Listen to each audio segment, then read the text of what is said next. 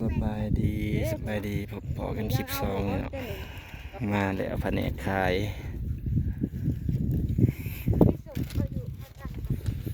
ส่งไปสวยแบบบุมีทองเนาะได้จนบุมี แม่ทุ่งยางมีแต่ทุ่งยางหน่อยทำนี้ได้ ยามันถึง10,000ป่ะเนาะ ท่านนี้เอาเบิร์ดพูดไหม สิบไปขายแล้วถุงหนึ่งเด้อ น้องที่เอายังอ่ะ ย่างกับโบมี่ มาหมักเนาะ เจ้าไม่ห้อย10,000 10,000กูกินอยู่เด้อ โอ้ย แล้วเอามาอีกมาเน็ตได้ไหม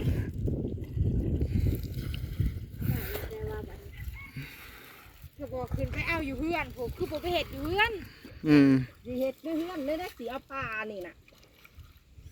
ไปไหมบักนี่ ไอ้เซ็ต เลยผ่านเลยนะ หน้าที่เอาเพิ่มเนาะมันคือลายกดไม่เอาอ่ะ ถุง10,000กับถุงละ20 บาทที่นั่นถุงละ20 บาทโม่ทุกหลายเลยนะ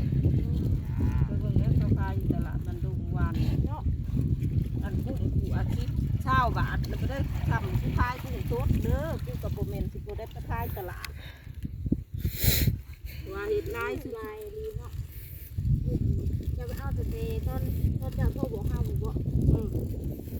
โอ้พี่น้องเซลน้องอาจเสียไปขายพี่น้อง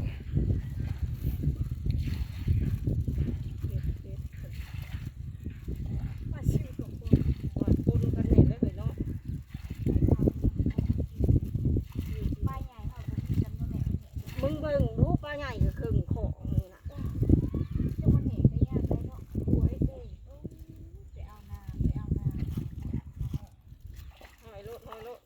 เอาไปขายกุ้งสดๆไปกันชาเด้อกับแผนกชาแผนกสิเฮ็ดทงนี่พอดีขายจะเจ้ากินข้าวแลงข้าวง่ายส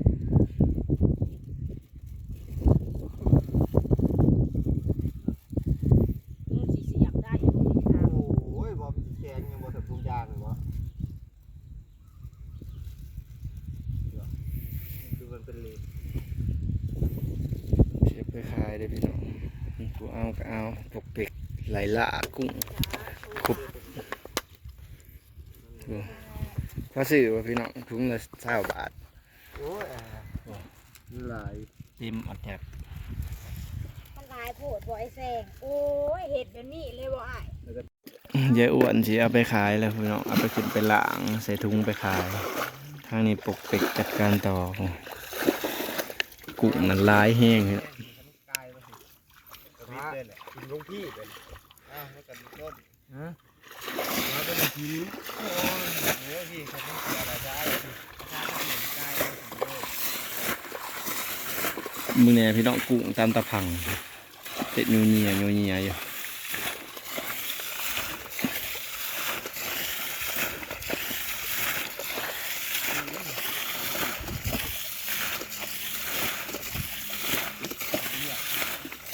กุ้งโหดโพพี่น้องกุ้งโอ้ยนี่พี่น้องกุ้งนี่คอยวิทย์มันนะปกไปเห็ดเนี่ยนะครับ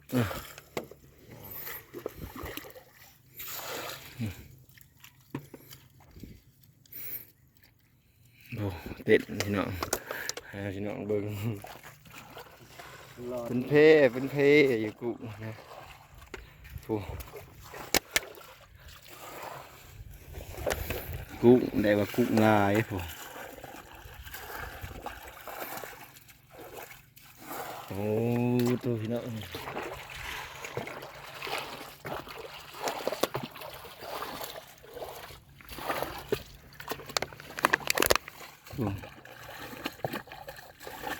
กุ้ง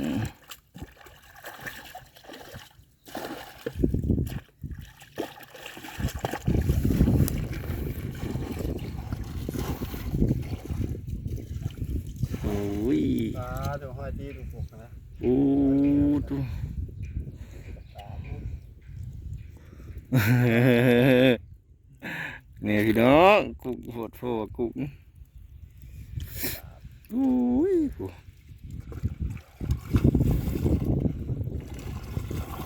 อุดมสมบูรณ์ไปด้วยกุ้งปลาเอาขึ้นไปแล้วกระตาหนึ่งพี่น้ น้ อ อง งก็มีกลางไม้ให้ขับด้วยตุ้งหัว เบิ่งได้พี่น้องได้เบิ่งเอาเบิ่งยาวๆไปเลยตึกถึงคนซากุ้งก็ขึ้นมา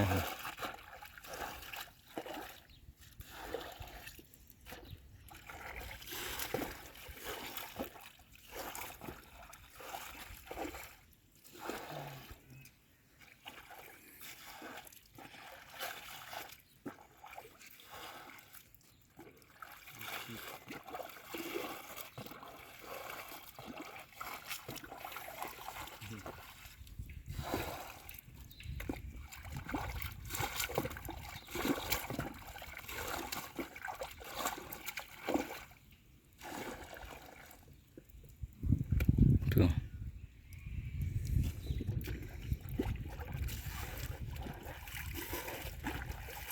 น้องเสื้อกระซาบ่ปุ๊น้องเสื้อกระซาโบน้องเสื้อกระซาเอาไปนั่งเรียเลย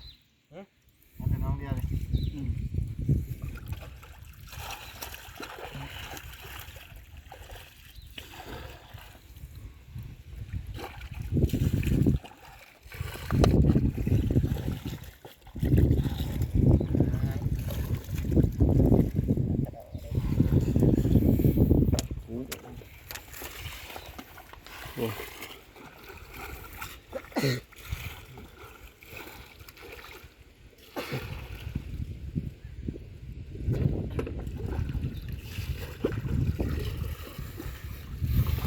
เบิ่งเอาพี่น้องบาดนี้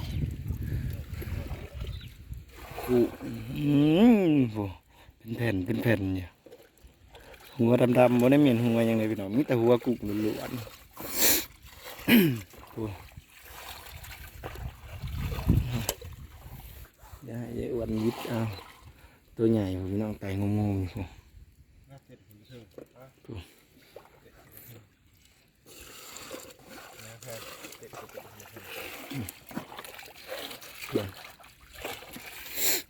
โอ้เต้น ไล่ลงมาเลยปุ๊บ ป้านขึ้นอีกพวก ลงมาเลย พอแล้วสำนี่เดี๋ยววิทย์เอาพอแล้วบ่ต้องช้าอีกหัวปลาคอดีนะปลาคอใช่นี่อยู่นี่ดีนี่ปลาคอวิทย์เอากุ้งก่อนมันเลยจังเอามันปลาคอนะโอ้โตขึ้นมานะฮะนะล้างดีๆ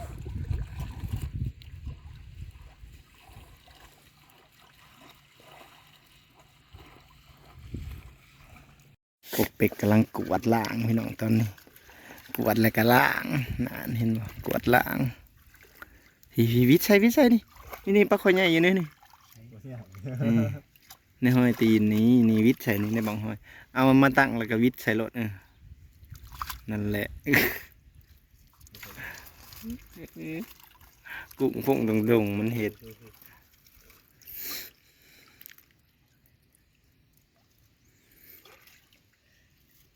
บ่มีปลาดุกปุ๊บ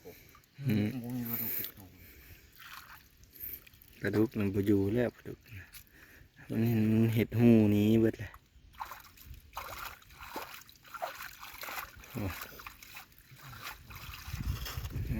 วิทย์มันก็ไหลลงคือเก่าแล้วปกปุ๊บตัวอุ้ยกุ้ง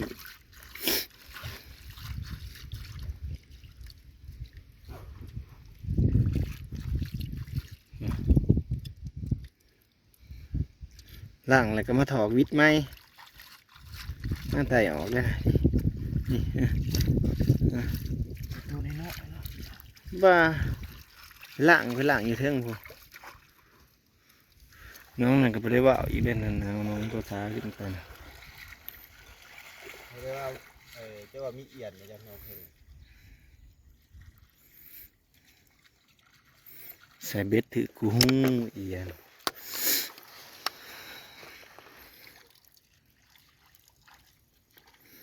มาถอดพวกเป็ก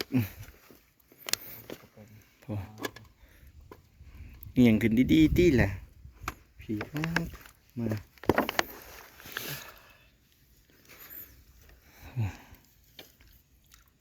พี่นี่ส่วนนี้วิทย์เอาเบิ่งการหลับส้มพี่น้องปกเป็กกวดหลังกุ้ง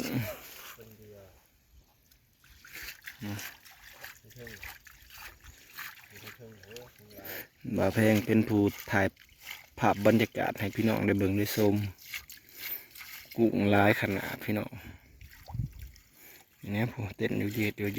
อยู่มีแต่กุ้งล้วนๆผู้อีปกเพิ่งขึ้นมาถึงโอ้ยวัดลงนี่ใช่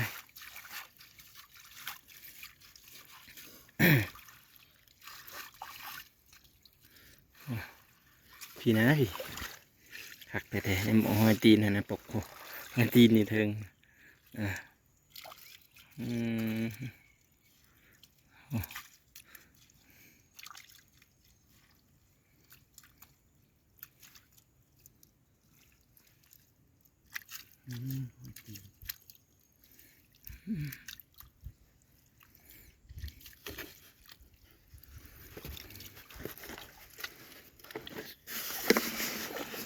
ล้างอีกแล้วพี่น้องกวดลักล่าง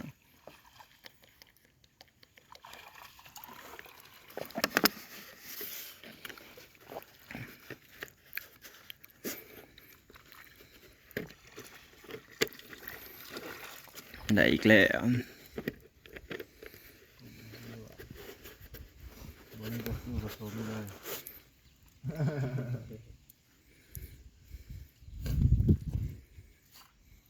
ยังประตูขาวๆอะไรประตูขาวๆบ่มันก็คือ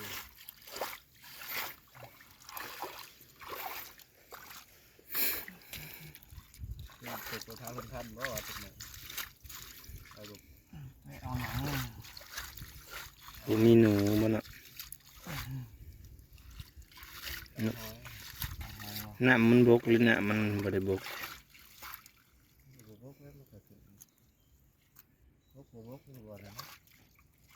อะไรเบิดเนาะ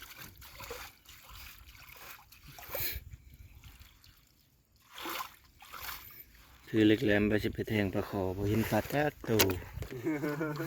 ไอ้ที่หน่อยเทปที่กูใหญ่ตายเนี่ย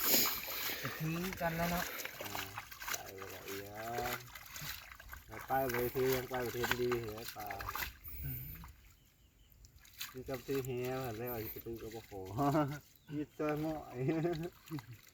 ไปเลยทียังไปเห็นปลาโขตุ้งใหญ่เลย โอเคพี่น้องหอนทางบ่าวแพงก็สิขอจบคลิปสำเร็จพี่น้องพบพอกันคลิปหน้าเด้อพี่น้องเด้อสบายดีสีเต็มอีกแล้วพี่น้องเอาขึ้นไปอันแปลงหนึ่งอุ้ยต้นนั้นใหญ่อะไรปกนี่ขั้นอ้ำลงนี่